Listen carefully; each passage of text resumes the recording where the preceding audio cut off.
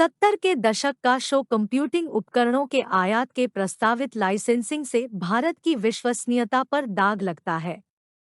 भारत की विदेशी वाणिज्य नीति में एक अचानक और तेज बदलाव की चेहनिती के रूप में वाणिज्य और उद्योग मंत्रालय ने 3 अगस्त को laptop, personal computer, PC, tablets और सर्वर्स के आयात पर प्रतिबंध लगाने की सूचना दी, जिससे आयातकर्ताओं को लाइसेंस प्राप्त करना अनिवार्य बनाया गया।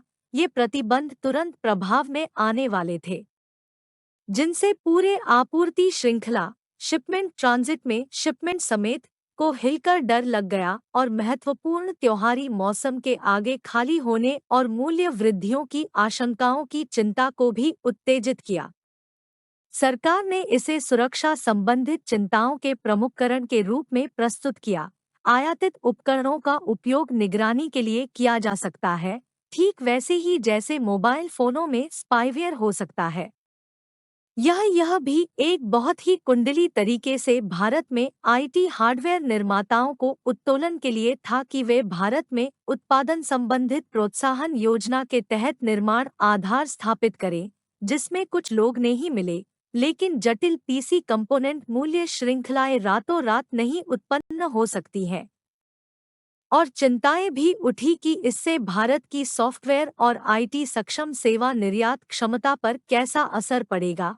एक प्रतिक्रिया की भावना को महसूस करके सरकार ने क्षति नियंत्रण में जाने के लिए प्रतिबंधों को 1 नवंबर तक टाल दिया और लाइसेंस अनुरोधों को शीघ्र मंजूरियों की प्रतिष्ठि की गारंटी दी, जबकि मंत्रियों ने इसे लाइसेंस राज के युग में वापसी नहीं बताया।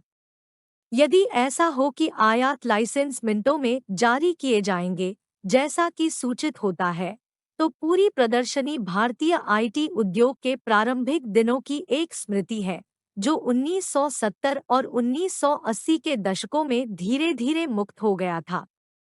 और उद्योग के खिलाड़ियों को लाइसेंस मानदंड स्पष्ट होने तक चिंतित रहने की संभावना है। क्या आयातकर्ताओं को प्रायोजित डिवाइसों के आयात का तर्क देने की आवश्यकता होगी? या क्या किसी सॉफ्टवेयर कंपनी को नई भर्तियों की प्रमाणित करने की आवश्यकता होगी या ताज़ा निर्यात आदेशों की पुष्टि करने के लिए?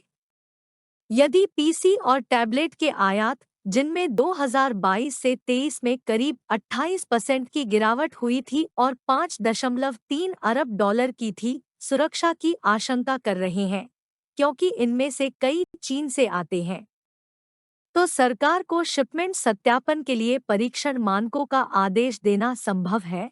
यदि उद्देश्य निवेशों को उत्तेजित करना है, तो जब वे दुनिया भर में अन्य व्यापार करने में आसान विकल्प है, तो उन्हें व्यापारिक बंदूक के बड़े परिश्रमों को बुलवाकर नहीं लगा सकते हैं। किसी भी वायदे में लागतों में वृद्धि या उपकरण विकल्पों पर सीमाएं बढ़ने से भारत के उपभोक्ताओं के लिए उपाय हो सकता है। बहुत सारे घरों और छोटे उद्यमों के लिए यह सिर्फ डिजिटल विभाजन को पार करने के बारे में ही नहीं है, बल्कि इसमें सरकारी सेवाओं तक पहुंच बढ़ती है, जो एक डिजिटल भारत में ऑनलाइन हो रही है।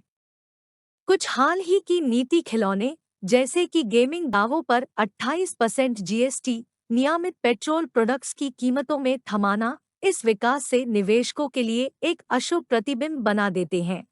अप्रत्याशित नीतियां, अत्यधिक कर और अधिक सरकार में वापसी भारत की सुधार की कहानी को अवरुद्ध कर सकती है।